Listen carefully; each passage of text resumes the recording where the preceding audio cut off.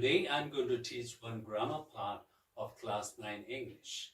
But first of all, I want to share with you, or I want to introduce you to the main grammar syllabus for 2020.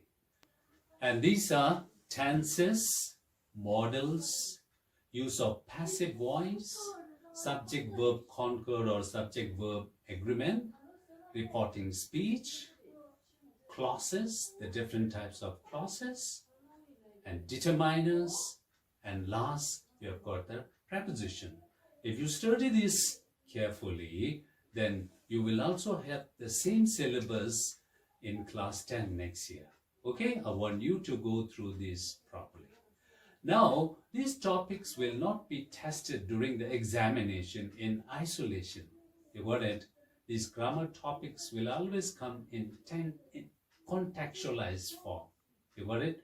That means there will be basically 3 exercises on these 9 topics. And these 3 exercises are mainly gap filling, omitting, and then sentence rewriting, or you can say jumbled sentences, and all these carrying 12 marks, 4 marks each.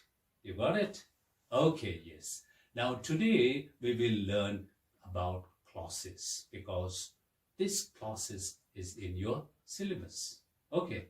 Now before we speak on clauses, let me ask you whether you know clause or whether you know phrases. I want you to know about these 2 important topics in English language, that is clause and phrase. Okay, yes. Now first of all, what is a clause?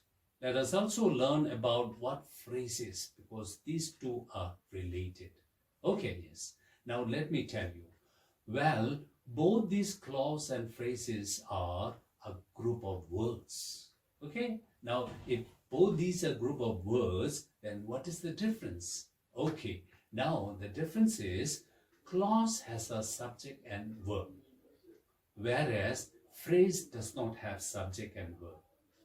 Okay? Now let me give you an example. Okay, you look at these 2 sentences. First one is in the morning. Okay? And the next one is when the sun rises. Now I want you to look at these 2 sentences and tell me which is phrase and which is clause. Remember, clause has a subject and verb, and phrase does not have subject and verb. You got it? Okay. Now, in the morning. Now, this is a phrase because in the morning, there is no subject and verb. So, this is a phrase. Next one. When the sun rises. This is a clause. Why? Because there is a subject and verb. Subject is sun. Okay? And the verb is rises. You got it? So, this is a clause. Clause has subject and verb. Okay? Now, let us look at another example. It will be easier for you now. Okay? Yes. These 2 sentences. The first one is very quickly. The second one is before he came. Now, you look at these 2 sentences and tell me which one is phrase and which one is clause. Any idea? Okay. Now, first one. Very quickly. This is a phrase because there is no subject and verb. Very quickly, no subject and verb. Okay. Now, before he came. Now, this one. This is a clause because there is a subject and verb. You got it? Oh, yes. Okay. Now, did you understand what clause and phrase mean? Did you also know the difference? Okay, very good. So, we have learned that both clause and phrase are a group of words, but clause has a subject and verb, and phrase does not have subject and verb. Simple? Okay? Yes. Now, let us talk about clauses, because this is in your class 9 syllabus, clause. Okay? Yes. Now, I will give you 2 examples here. The first one is Tenzin went home. And the second one is when the lockdown was announced. Okay. Now, I want you to look at these 2. Okay. Now, one thing is sure. these two are both clauses. They both are clauses. Okay, why? Because they have the subject and verb. Okay, first one, Tenzin went home. This is a clause. Why? Because the subject is Tenzin, when is verb. So obviously this is a clause. The second one, when the lockdown was announced, this is also a clause. Why? Because the subject is lockdown and was announced is the verb. So this is also a clause. Now both is a clause. Now here, what I want you to know is there are two categories. The first one, Tenzin went home. This is called main clause, or in other terms, you can also say independent clause. The word independent, you know, someone who does not have to depend on others. So Tenzin went home, it's a independent clause or main clause because it makes a complete sense. Tenzin went home. Okay, is it complete? Yes, complete. If you look at the second one, although it is a clause, it does not make a complete sense. Okay, yes. So in order to make it a complete sense, it has to depend on other clause. So this clause is called subordinate clause, or in layman's term, it is called dependent clause, because this clause depend on other clause in order to form a complete sense. You got it? For example, okay, when the lockdown was declared, comma, I went home, or Tenzin went home. Now this is a complete sentence. It makes a complete sense. You got it? Oh, now you see this clause depend on other clause to make it a complete sense. You got it? So you see the clauses which we say can be categorized into two parts. The first one is main clause or independent clause, and the second one is subordinate clause or dependent clause. Did you understand? Okay, now let me give you an exercise. I want you to go through these sentences and identify which one is subordinate clause and which one is main clause. Okay, independent and dependent clause. Okay, and these are sentences. If he comes home. Second one, we go to sleep. Third, before exam begins. And fourth one is doctors help patient. Now you have got 4 lines here.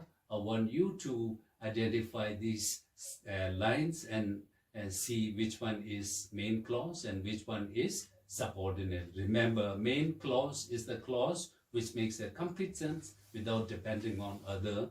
Okay, subordinate clause is the clause which does not make a complete sense. In order to make a complete sense, it has to depend on other clause. Okay, so I give you a time, you just go through this.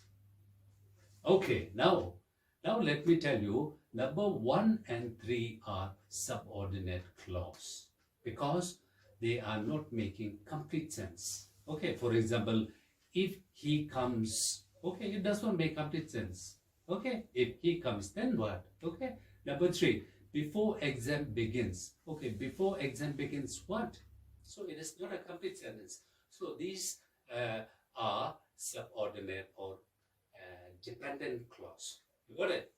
On the other hand, number 2 and number 4 are main clause, because if you read this, you will know that they are making a complete sense. You got it? We go to sleep, doctors help patient. Now they make a complete sense. You got it? So in order to make the first one complete sentence, that means he comes home. Okay, if he comes home, let us see. In order to make it, we have to depend on other clause. For example, if he comes, comma, I will stand up. You got it? Now it is a complete. Now it is a complete, you see, because it depends on other clause. In this sentence, for example, if he comes, I will stand up. You see, you will see 2 clauses. Okay? If he comes, I will stand up. So the first one, if he comes, is subordinate clause because it does not make a complete sense. Okay? I will stand up. It is independent. It does not have to depend on other clause. It makes his own complete sentence. You see? So in this sentence, if he comes, I will stand up. You will see two clauses. The first one is if he comes, this is subordinate clause. The second one, I will stand up, is complete or main clause. You got it? Okay, yes. So we have just learned about the clauses and the phrase. Clause and phrase both are a group of words, but clause has a subject and verb, and phrase does not have subject and verb.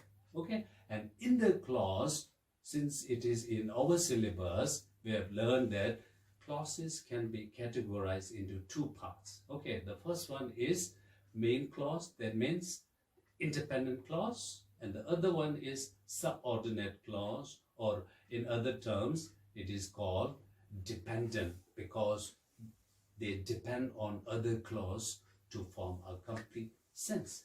You got it? Okay. Now, so next we are going to do the different types of clauses. You see, the clauses are of three types. The first one is noun clause, second one is adverb clause, and the third one is relative clause, or related in other term, it is called adjective and clauses. Okay, now there are three, and all these three are included in your syllabus. Okay, so in the next lesson, I'm going to start with these three types of clauses. Okay, so in the meantime, you just go through this what should I say, video lesson, and also try to see its relation in the Tibetan language also. You will also find these clauses and phrases. Okay, so thank you.